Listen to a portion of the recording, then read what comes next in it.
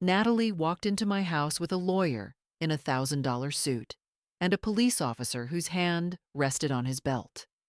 She pointed one perfectly manicured finger at 3-year-old Mason, who was building a tower with wooden blocks on the living room floor. "That's my son," she said, "and I'm taking him home today." Mason looked up at the strangers, then back at me. "Mama?" The word hit Natalie like a slap. Her jaw tightened. "I'm your mother, Mason, not her." The lawyer stepped forward before I could react. "Ms. Rodriguez, I'm Gerald Pierce. My client, Mrs. Natalie Hastings, is here to reclaim custody of her biological son." I felt like someone had punched the air out of my lungs. Blood rushed in my ears. This couldn't be happening. "Biological?" I managed to say. "Natalie, what are you doing?" She wouldn't look at me. Just stared at Mason with this weird intensity, like she was trying to memorize him. Which was funny in the worst way, because she'd barely looked at him for 3 years. "I made a mistake," Natalie said, her voice flat and rehearsed. "I was young and overwhelmed when he was born. But I'm ready now. I'm married, financially stable. Derek and I can give Mason the life he deserves." Derek? Her millionaire husband she'd met in California doing God knows what, while I changed diapers and dealt with teething and sang the same lullaby 500 times a night. "You left him with me when he was 2 weeks old," I said. My voice sounded strange, like it was coming from underwater. "You said it was temporary. You said you just needed a few days." "It was supposed to be temporary." 3 years, Natalie. 3 years is not a few days." She finally met my eyes. "Well, maybe if you'd encouraged him to bond with me instead of stealing him." "Stealing?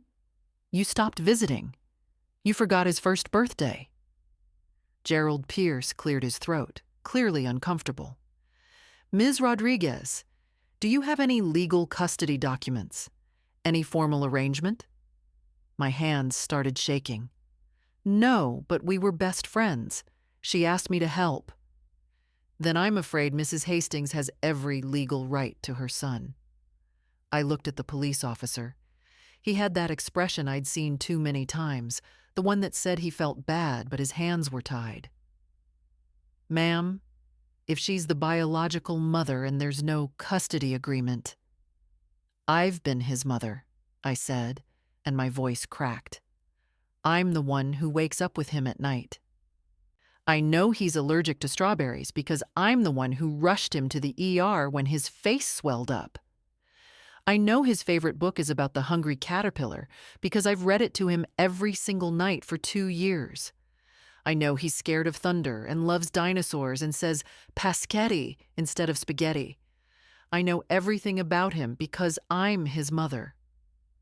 "You know those things because I generously allowed you to care for him," Natalie said, her voice ice cold. "But that ends today. Mason, say goodbye to Auntie Emma." Mason burst into tears. He wrapped his arms around my neck so tight I could barely breathe and buried his face in my shoulder. "No! Want Mama?" Natalie's face went red. She took a step forward. "I'm your mama, Mason. She's been lying to you." That's when the memory hit me. Sharp and clear, like someone had turned on a light in a dark room. 3 years ago, Natalie and I had been inseparable. Best friends since high school, the kind where you finish each other's sentences and know what the other is thinking. When we both got pregnant at the same time, it felt like the universe was giving us a gift. We were due the same week, same hospital. We'd spent months planning how we'd raise our boys together, how they'd be best friends just like us. I'd gone into labor first. 18 brutal hours that ended at 3:47 a.m. when they finally placed a screaming, perfect baby boy on my chest. I remember crying and counting his tiny fingers and thinking I'd never loved anything so much in my entire life. Then, less than half an hour later, the fire alarm went off. I can still hear it. That ear-splitting shriek echoing through the maternity ward. Nurses rushed in, professional but panicked, grabbing babies from rooms. "Everyone out! This is not a drill!" They took my son, our sons. In the chaos, babies were swept into the nursery, and mothers were evacuated to different floors. I remember crying, begging them not to take him, but the nurse was firm. "It's procedure, honey. We'll bring him back as soon as it's safe." Everything after that was smoke and confusion and fear. I ended up on a different floor, still bleeding, still in pain, desperate to get back to my baby. They wouldn't let me move. Said it wasn't safe yet. Natalie was somewhere else in the hospital, going through the same thing. I found out later she'd given birth at 4:15 a.m., right in the middle of the evacuation chaos. By the time they gave the all-clear at 6 a.m., I'd been awake for over 24 hours. My body felt like it had been hit by a truck. A different nurse came in with a baby wrapped in a blue blanket. "Here's your son, sweetie. Sorry about all that excitement on your first night as a mom." I was so exhausted I could barely focus. The baby looked, well, babies all look kind of similar when they're brand new, right? I took him, and he felt perfect in my arms, warm and solid and mine. I never questioned it, not once in 3 years. But standing in my living room with Natalie's lawyer and that cop and Mason screaming for me, that memory wouldn't leave me alone. The chaos, the different nurse, the way she double-checked my wristband before handing me the baby like she wasn't quite sure. "Wait," I said. My voice came out stronger than I expected. "Don't touch him." Everyone froze. "I want a DNA test." The room went completely silent. Even Mason stopped crying, sensing something big was happening. Natalie stared at me like I'd grown a second head. Then she laughed, sharp and bitter, a sound I'd never heard from her before. "A DNA test? Emma, are you serious? I gave birth to him. You were literally in the next room. We went into labor together. Then you won't mind proving it." Her smile faltered, just for a second, but I saw it. Something flickered in her eyes. Uncertainty? Fear? Gerald Pierce looked at his client. "Mrs. Hastings, actually, a DNA test would strengthen your case significantly. It would prove biological parentage beyond any doubt." Natalie's jaw tightened. She glanced at the lawyer, then at me, then at Mason. "Fine. Whatever. Let's waste everyone's time and money proving what we already know. But when it comes back showing he's mine, I'm taking him that same day." "The court hearing is in 2 weeks, Gerald said. "That's sufficient time for testing and results." The police officer looked relieved. "Then I suggest we wait for the official court order before any custody changes. Ma'am, your son can stay with you until then." After they left, I locked the door and slid down to the floor. Mason climbed into my lap, confused and scared. "Bad people? No, baby. Just complicated people." That night, after I put Mason to bed and sang him his favorite lullaby, I sat at my kitchen table with my laptop and started digging. Hospital records, birth certificates, anything I could find about that night 3 years ago. And the more I looked, the more convinced I became that something had gone terribly wrong. Have you ever had a gut feeling that everyone told you was crazy? Drop a comment. I showed up at Memorial Hospital's records department at 9 a.m. sharp. The clerk, a tired-looking woman named Sandra, gave me a sympathetic smile when I explained what I needed. "Birth records from 3 years ago? That's unusual. May I ask why?" There was a fire alarm the night I gave birth, an evacuation. I need to see the documentation from that night. Her expression changed, got more careful. The fire alarm incident. Yes, I remember hearing about that. Let me pull up the files. She typed for what felt like forever. My leg bounced under the desk. My coffee from the drive-thru had gone cold in my hand. Okay, here we go. Emma Rodriguez gave birth March 15th at 3:47 a.m. Baby boy Rodriguez. Everything looks standard. She scrolled down. Oh, my heart jumped. Oh, what? There's a note here about the evacuation protocol. It says verification procedures were incomplete due to emergency circumstances. What does that mean?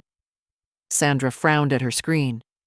It means in the chaos of getting everyone to safety, not all the usual checks were done when babies were returned to mothers. They're supposed to verify wristbands, match baby and mother ID numbers, document everything. But this note says several of those steps were skipped or only partially completed. The room felt too small suddenly, too hot. Can you check another birth from that night? Natalie Pierce? She gave birth at 4:15 a.m. More typing. Let's see. Baby boy Pierce, born 4:15 a.m. She paused. Same note. Incomplete verification. Was there anyone else? Any other births during that time? Sandra clicked through screens. Yes, actually. Jennifer Torres. She gave birth at 4:12 a.m., right between yours and Ms. Pierce's. She looked up at me. Ms. Rodriguez, if you're thinking what I think you're thinking, 3 babies, 3 mothers, all during the evacuation. She bit her lip. I really shouldn't speculate, but yes. If procedures weren't followed, she trailed off, but I could see it in her eyes. She was thinking the same thing I was. I drove home in a daze and immediately called my cousin, Daniela, who's a family lawyer. Danny, hypothetically, what happens if babies get switched at the hospital? Emma, what the hell are you talking about? I explained everything. Natalie showing up with lawyers, the custody threat, the incomplete hospital records from the evacuation night, the gut feeling I couldn't shake. Daniela was quiet for a long moment. Emma, hospital baby switches are incredibly rare, but they do happen. If you really think this happened, you need DNA evidence, hard, court-admissible evidence. I requested a DNA test. Natalie agreed. Good, but Emma, her voice got serious. Be prepared for the results either way. If you're right, it changes everything. If you're wrong, you'll look desperate in court, and that could hurt any custody argument you might have. I don't have any custody argument. I have no legal rights to him at all. Then get that DNA test done ASAP. And Emma, document everything. Every time Natalie missed a visit, every birthday she forgot, every choice she made to put herself first. Even if the DNA proves he's biologically hers, courts care about who's been the actual parent. After I hung up, I sat at my computer and started writing down everything I could remember. Every missed visit, every broken promise, every time Natalie had chosen her new life in California over the child she'd left behind. 2 weeks after Mason was born, Natalie had shown up at my apartment at 3 a.m. Her eyes were wild, mascara streaked down her face. The baby was screaming in her arms. Emma, I can't do this. Her voice was ragged from crying. I look at him and I feel nothing. I thought I'd feel that instant connection everyone talks about, but it's not there. It's just nothing. I'd taken Mason from her arms. The second I held him, he calmed down, nuzzled against my chest like he belonged there. Every new mom feels overwhelmed, I'd said, trying to be supportive. It's okay to ask for help. This isn't normal overwhelm. I don't want him, Emma. I know that's horrible to say, but it's true. Can you take him? Just for a few days? I need to sleep. I need to think. I need to figure out if I'm cut out for this. So I'd said yes. Because that's what best friends do, right? Except a few days turned into weeks. Weeks turned into months. And Natalie's visits got fewer and further between. By the time Mason was 6 months old, she was calling once a week and visiting once a month. By his first birthday, she'd stopped coming altogether. Forgot to even send a card. I'd texted her a photo of Mason with his first birthday cake smashed all over his face. Waited 3 days for a response. Finally got, "Aw, cute. Sorry I couldn't make it." Work is crazy. His second birthday? She sent a gift card in the mail. Didn't call. His third birthday was 2 months ago. She'd sent nothing at all. And now she wanted him back because she had money and a husband, and suddenly being a mother fit into her shiny new life? The DNA test kit arrived 3 days later. I did Mason's swab during bedtime, when he was sleepy and cooperative. For Natalie, I used a coffee cup she'd left during one of the supervised visits the social worker had mandated. Not exactly legal, but I was desperate. I sent both samples to the lab with expedited processing, paid extra for court-admissible results that would hold up in front of Judge Morrison. Then I waited. The 7 days until the results came back were the longest of my life.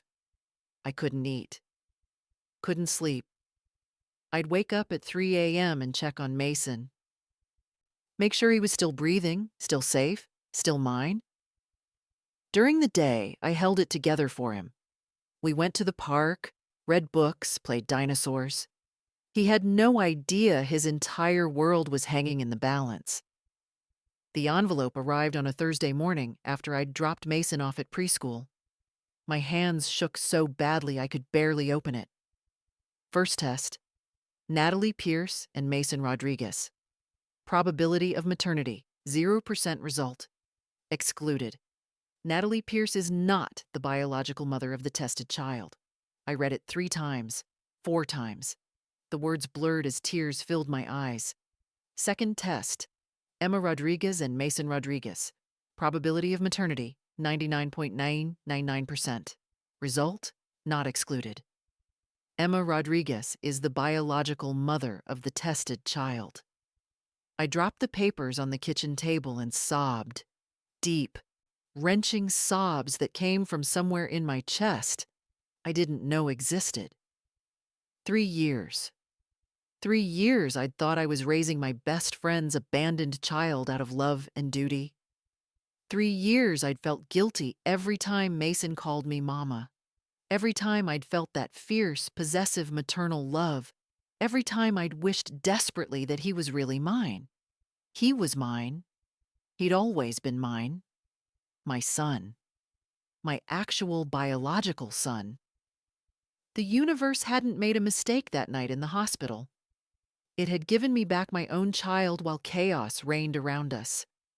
But that meant Natalie had taken home someone else's baby. And somewhere out there was a mother who'd been raising my biological child, thinking he was hers. No. Wait. That didn't make sense. I grabbed the papers again, forced my brain to work through the shock. If Mason was mine, biologically, and I'd gotten him back after the evacuation, then I'd gotten the right baby. Natalie had gotten the wrong one. So whose baby had she gotten? Jennifer Torres. The third mother from that night. The one who'd given birth at 4:12 a.m., right between Natalie and me. Which meant Jennifer Torres had been raising Natalie's biological child for 3 years. And Natalie had no idea. Oh, God. This was so much bigger than I'd thought. I called Daniela immediately. You're not going to believe this. What would you do with this information? Tell me in the comments. Finding Jennifer Torres wasn't hard. Facebook, Instagram, a little creative searching. She lived 2 towns over, worked as a dental hygienist, had a 3-year-old son named Tyler. I stared at Tyler's photos for a long time. He had Natalie's eyes. That same distinctive hazel green color. The resemblance was obvious once you knew to look for it. I sent her a message. Hi, Jennifer. This is going to sound crazy, but I need to talk to you about the night you gave birth at Memorial Hospital. I think there was a mistake. Please call me. She called within an hour. What kind of mistake? Her voice was suspicious, scared, defensive. I didn't blame her. I think our babies were switched, I said. You, me, and another mother named Natalie Pierce.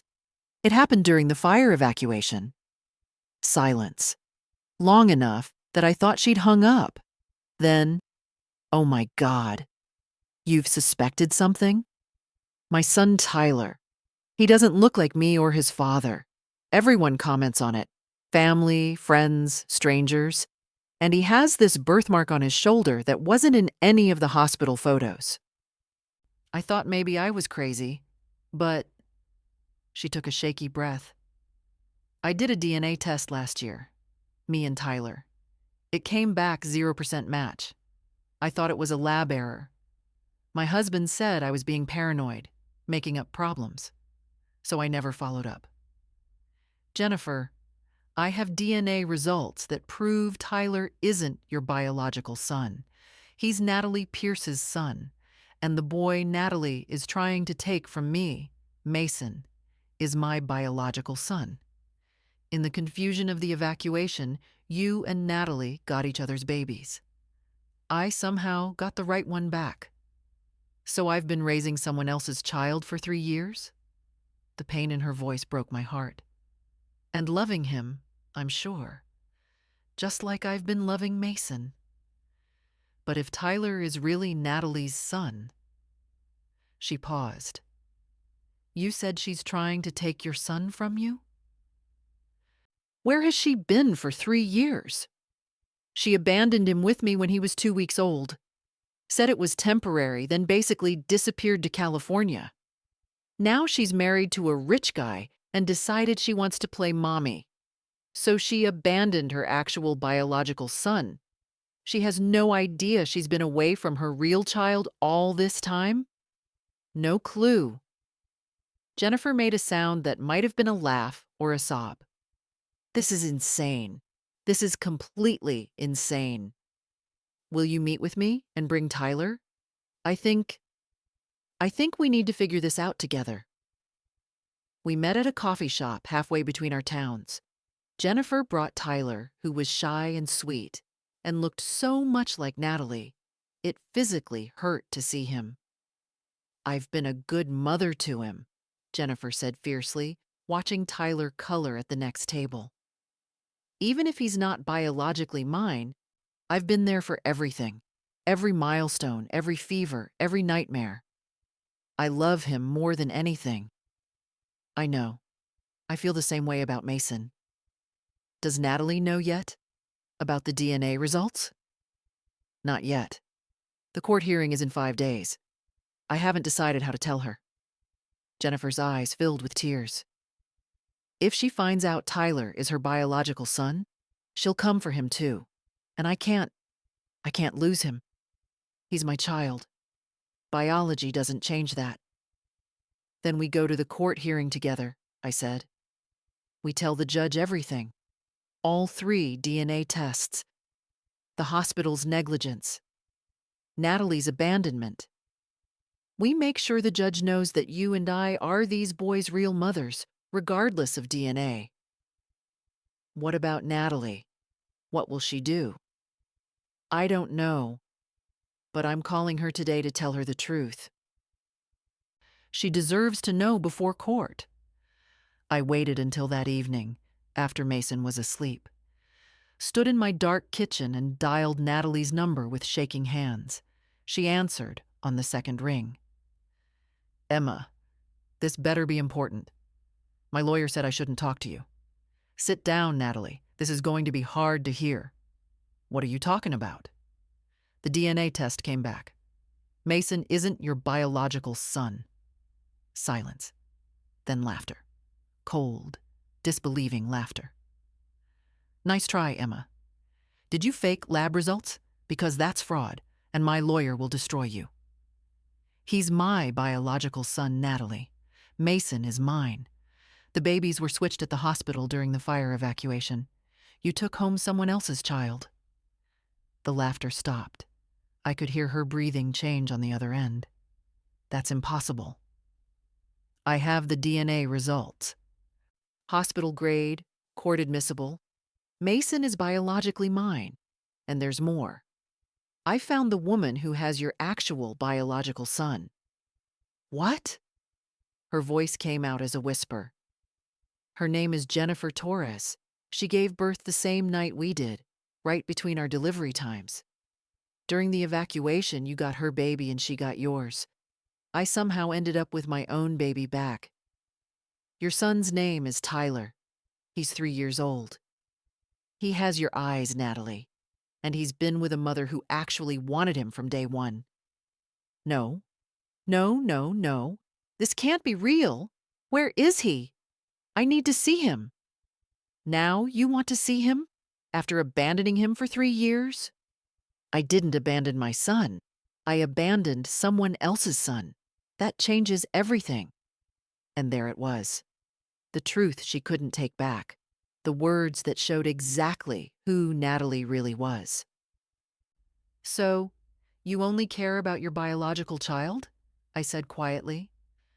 The boy you thought was yours for 3 years didn't matter? You only want kids who share your DNA? That's not... You're twisting my words. I'm not twisting anything. You just admitted you only want Tyler now because he's biologically yours. What about Mason? The child you thought was yours. You didn't want him either. She started crying. I made mistakes, okay? I was young and stupid and I couldn't handle being a mother. But now that I know the truth is you're an unfit mother whether Mason is biologically yours or not. You abandoned a child, Natalie. You've been absent for 3 years, and now you want to destroy 2 families because you're embarrassed that the child you abandoned wasn't even yours? I'm coming to that court hearing, she said. Her voice had gone cold, and I'm telling the judge everything, about the switch, about Tyler, about all of it. Good, I said, because Jennifer and I will be there too, and we're going to show the judge who the real mothers are. I hung up before she could respond. 3 days later, Natalie showed up at my apartment. No lawyer this time. Just her, looking destroyed. No makeup. Hair in a messy ponytail, eyes swollen from crying. I need to talk to you, she said. I let her in, but didn't offer her a seat. I'm withdrawing the custody petition for Mason, she said quietly. I stared at her. What? You were right. About everything. I didn't want him. I never really wanted him. Even when I thought he was mine, I couldn't bond with him. I kept waiting to feel that maternal connection, and it never came. She wiped her eyes. But Tyler... I need to know him, Emma. I need to meet my biological son. Please. I know I don't deserve anything from you, but please help me meet him. Why should I? Why should Jennifer let you anywhere near the child she's raised for 3 years? Because he's my son. And I promise, I swear, I'll do better this time. I'll show up. I'll be there. I'll be the mother I should have been all along. I wanted to believe her. Some small part of me that remembered our friendship, remembered who she used to be before California and Derek and all the broken promises. But mostly, I just felt tired. That's not my decision to make, I said. That's Jennifer's. And if you want to meet Tyler, you'll have to prove to her that you're worth taking that risk. Should Natalie get a second chance? Comment below. The courtroom was packed. Word had gotten out about the baby switch, and now reporters lined the back wall, cameras ready, notepads open. This wasn't just a custody case anymore. It was a human interest story that would probably be on the news tonight. Judge Sarah Morrison was in her 60s, gray hair pulled back tight, expression stern. She had a reputation for being no-nonsense and fiercely protective of children's welfare. I sat at one table with Daniela. Natalie sat at another with Gerald Pierce. Jennifer Torres was in the gallery with her husband, both looking terrified. Mason was at home with my mother, safe, away from all this chaos. Judge Morrison banged her gavel. This is the most unusual case I've seen in 20 years on the bench. Before we proceed, let me be clear.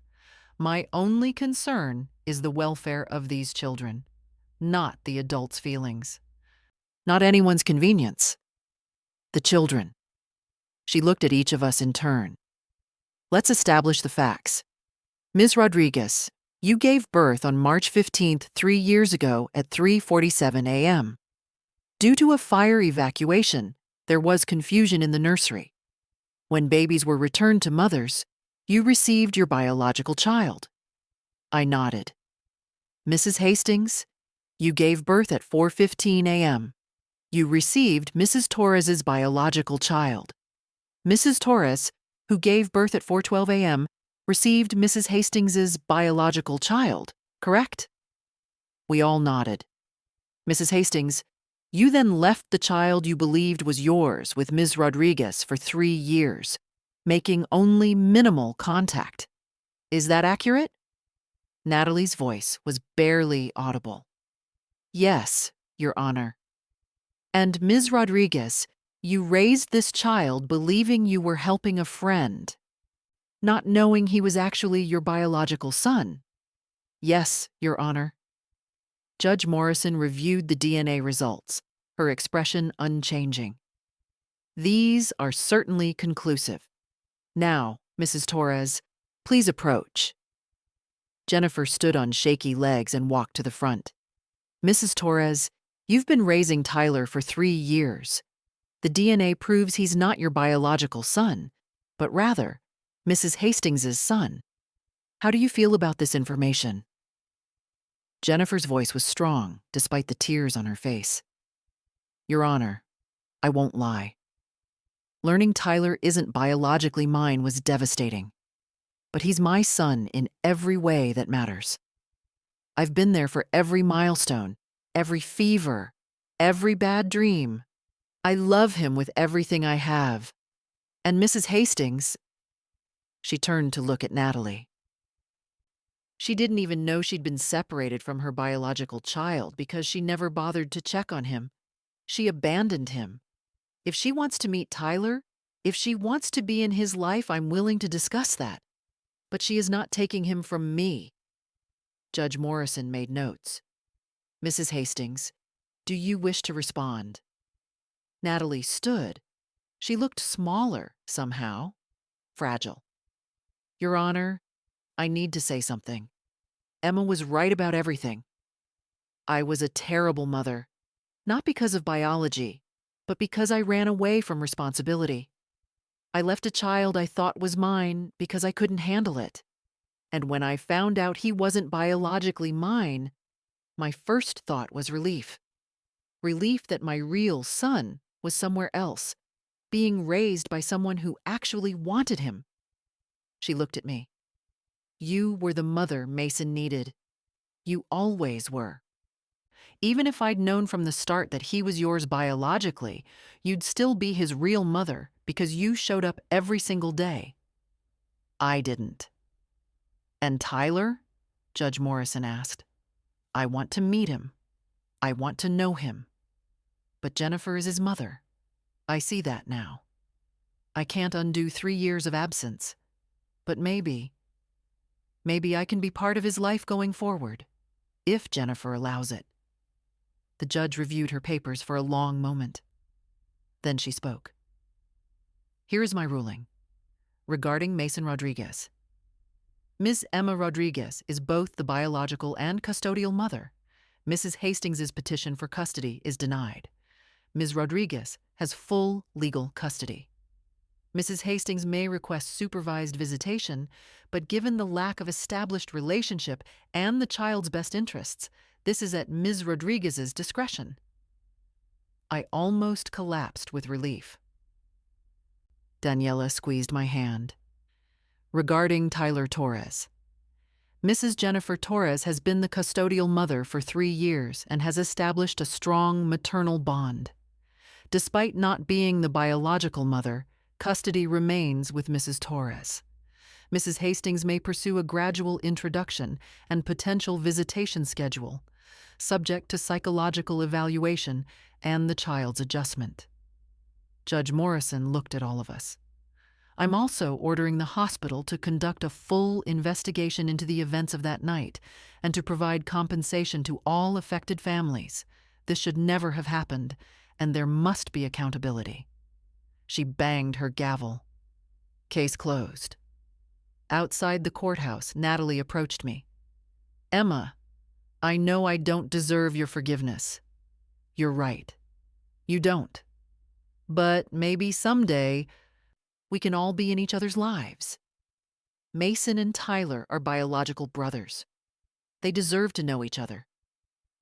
I thought about Mason, about the fierce way he hugged me every morning, about how he said, "I love you, Mama," every night before bed, about how he was mine in every way that mattered.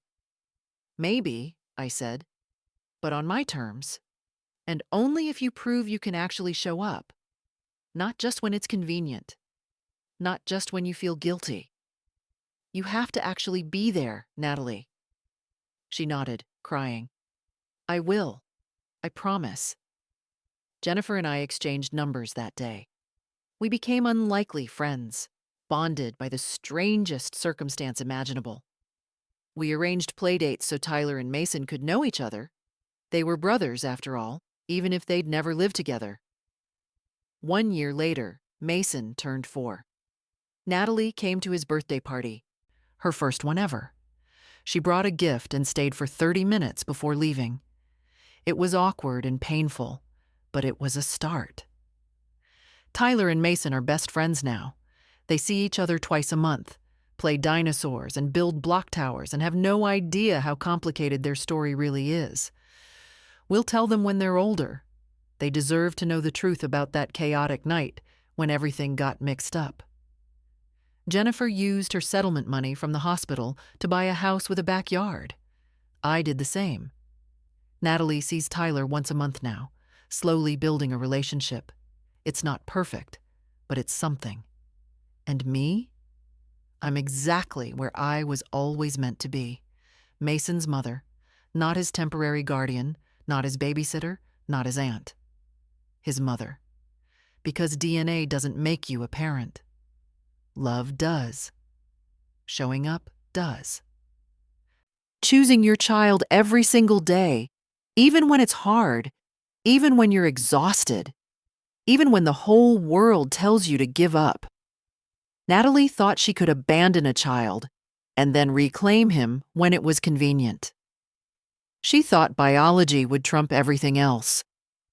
She learned the hard way that motherhood isn't about DNA or money or timing. It's about being there when your child calls for you in the night. And I'm the one who answered that call. Every single time. What makes someone a real parent? Share your thoughts in the comments below, and if you found this story meaningful, share it with someone who needs to hear it today.